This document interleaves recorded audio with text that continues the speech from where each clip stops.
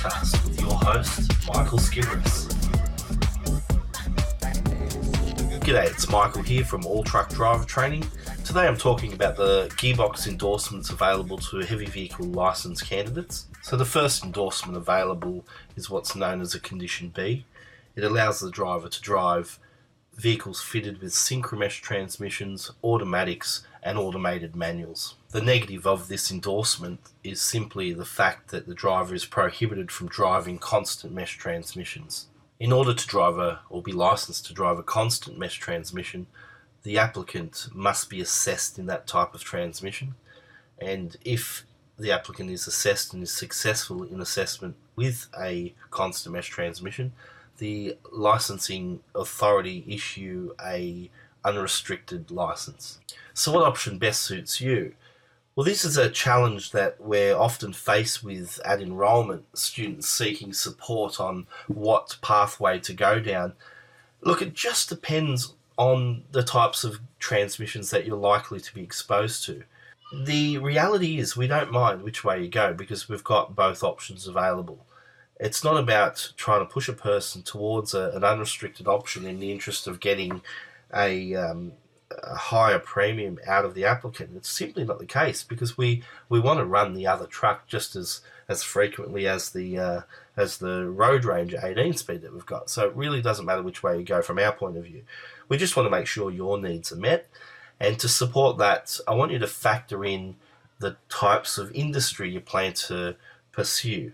So let's have a look at the different industries and just establish which endorsement best suits each particular game.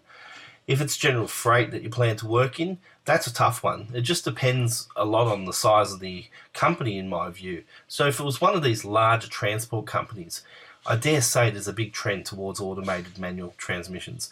But I think it's probably not a wise idea to restrict yourself to working in the larger established places, especially when you're trying to start off in the industry. So if it's general freight, I think it's probably a wise move to have an unrestricted license. This said, a lot of our candidates and customers have gone for a restricted option, and I'm sure they're satisfied with that and able to seek work in those vocations. If it's going to be tipper work, so you're going to work in a truck and dog or perhaps just a tipper, I would definitely go for an unrestricted license. And the reason is simple. You'll find a lot of these tippers were once prime movers. So you might have a 2008, whatever it may be. It could be a Mack, Kenworth, Western Star. A lot of American trucks get converted to tippers. Don't ask me why. And therefore, they'll have a constant mesh gearbox. Probably not 9 times out of 10, but yeah, easy 50% of the time. I know one company, a close friend of mine, he's got a fleet of about 15 vehicles, and I'd say 12 are Road Ranger, constant mesh Road Rangers. So yeah, on that basis, you'd need an unrestricted license to work in that field, in my view. And then you've got some sort of niche industries like, well, not really niche industries, but specialised industries like concrete agitators, the supply of concrete. It's fair to say that you'll be exposed to automatic, fully automatic transmissions, and it's the same with waste management. As a garbage truck driver, you'll be exposed to Allison transmissions, so fully automatic gearboxes.